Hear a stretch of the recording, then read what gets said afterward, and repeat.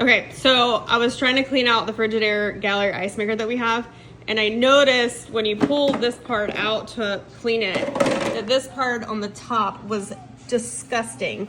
And it's got a little clear window that sits here, but you can see just how nasty that was. And I was like, there's got to surely be some way that the top comes off. And I could not find anything. So I finally got on YouTube, and the person had taken it apart, but he didn't ever explain how he did it. So we ended up taking the screws out of the back on both sides. We took the screws out of the bottom, and then we still couldn't get into the top of it.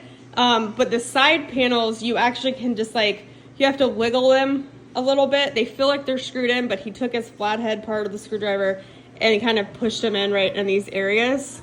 So those came off on the sides. And then the top piece, those are actually, the top piece up here is actually screwed in, so you actually have to do those. So there's a ton of screws, but we were able to pop that off. And then this top part, we actually had to take apart as well to get underneath it, because I knew that this was going to be absolutely disgusting. So as you can see, it is nasty. So we're going to clean that up and hopefully get it back to normal.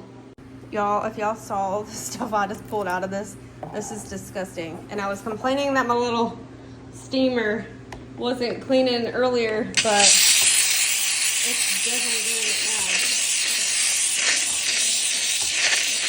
now. It's disgusting. Oh, nasty. Ugh. Okay, for the most part, the top I might retouch up tomorrow. But for the most part, I got all of that out, including over here with Q-tips and paper towels and a toothbrush, old one. And then this, I don't understand why they make pieces like this, but that was a pain in the butt. But yeah, so I got most of the stuff, especially at the bottom too.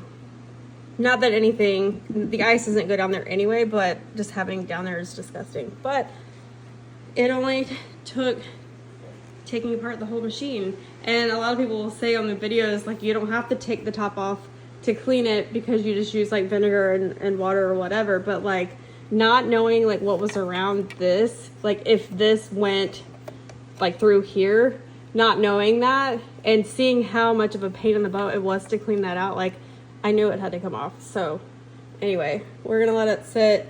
I might try to clean it out again tomorrow with the steamer, and then do a self-clean with like the vinegar and the water and see if that helps.